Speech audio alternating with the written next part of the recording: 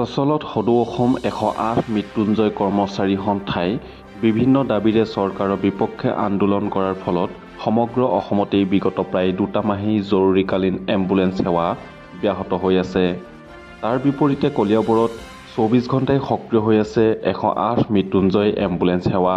কলিয়াবৰত মুঠ 5খনকৈ 108 মৃত্যুঞ্জয় এম্বুলেন্স সেৱাই দিনে নিশাই জৰুৰীকালীনভাৱে সেৱা আগবঢ়াই আছে।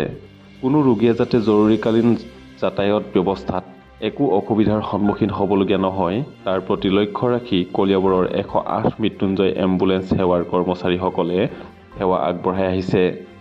প্ৰতিবাদ চলি আছে বাৰু, কিন্তু তাৰ মাজতে ধৰক ৰাইজৰ সুবিধাৰ কথা আছে। একেবাৰে জৰুৰীকালীন সেৱা যিহেতুকে যিকোনো মুহূৰ্ততে প্ৰয়োজন হয়, সেইবাবে বৰ্তমান আমাৰ বিশেষকৈ নগাঁও ডিষ্ট্ৰিক্টত যিকোনো সময়তে ৰাইজে বিচাৰিলে 108 পাব।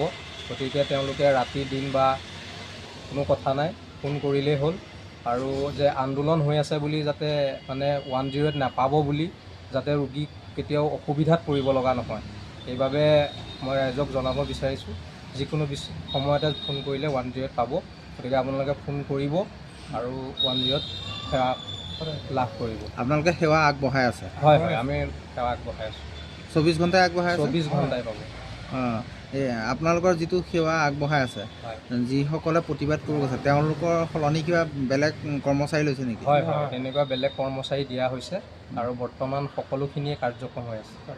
মানে ৰোগীয়ে যাতে বিপদত নপৰে, ৰোগী বিপদত যাতে নপৰে, কাৰণ ৰোগীখিনি আমাৰ ভগৱানৰ নিচিনা। গতিকে সেইবাবে আমি তেওঁলোকৰ সুবিধাৰ কাৰণে আমি দিনে ৰাতি কষ্ট কৰি আছোঁ। যিকোনো মুহূৰ্ততে পাব। আমাৰ কলিয়াবৰত কেইখন 108 আছে? কলিয়াবৰত প্ৰায় গোটেইকেইখনেই বৰ্তমান প্ৰায় 4-5খন আমাৰ এম্বুলেন্স কাৰ্যক্ষম হৈ আছে। ক'ত ক'ত আছে নে জনাব পাৰিব নেকি? নলতলি, কুঠৰি, জখলাবন্ধা, তাৰপিছত কলিয়াবৰ, মিছাটো এখন আছে। মিছা, হয়, গোটেইকেইখনেই কাৰ্যক্ষম হৈ আছে। হ'ব। News desk report, any express.